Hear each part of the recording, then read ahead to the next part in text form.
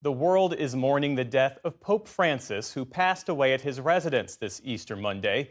Throughout his papacy, he was often hailed and sometimes criticized for his efforts to reshape the Catholic Church. His death comes one day after the Pope greeted crowds and delivered a short message on Easter Sunday.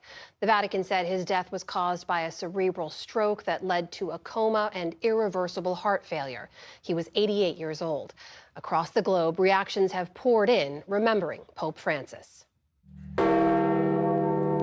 Bells rang in St. Peter's Square today, and mourners quickly gathered to mark the death of Pope Francis.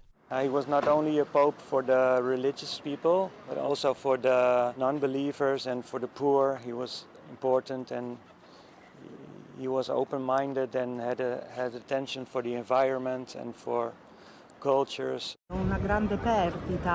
It's a great disappointment, a great loss. A man who has innovated the church and a man who has left a great mark.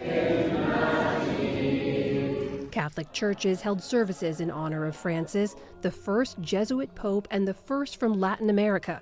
Many praised his efforts to steer the church in a more inclusive direction.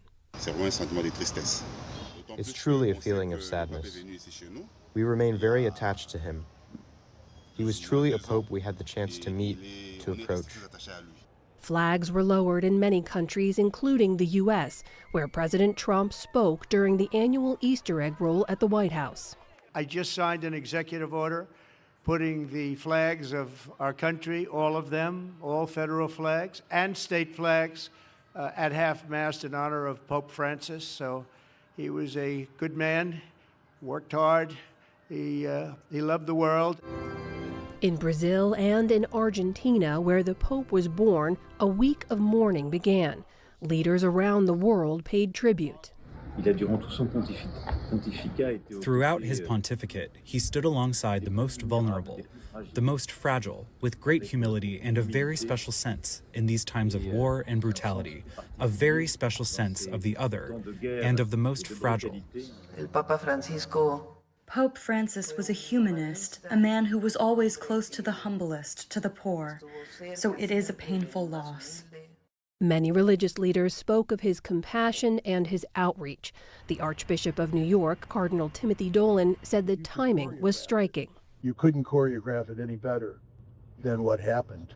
The last time we saw him, Easter Sunday, the last words, a blessed Easter, as he gave us his blessing. The way he lived and the way he died, he was a great teacher. Francis's 12-year-long papacy was in many ways a remarkable one, working in service to the church until the very day before he died. Pope Francis sought to focus more explicitly on social justice, on climate change, and addressing the most marginalized in society. But he also faced pressure for actions that some say fell short of